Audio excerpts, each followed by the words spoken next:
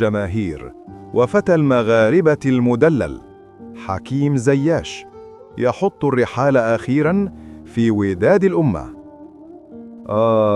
فعلاً صفقة أعادت البهجة لقلوب المغاربة قاطبة، ودون تعصب لأي فريق ولون. ابننا حكيم قدم الكثير للكرة المغربية، وهو الآن يحتاج كل الدعم لنراه يتألق في الدوري المغربي، وإن شاء الله يكون هذا الرجوع بداية عودة كبيرة تعيد زياش إلى أحضان المنتخب المغربي، ونراه يختم مسيرته رفقة الأسود أجمل ختام، رافعاً كأس إفريقيا بإذن الله. ولم لا؟ ولكم التعليق.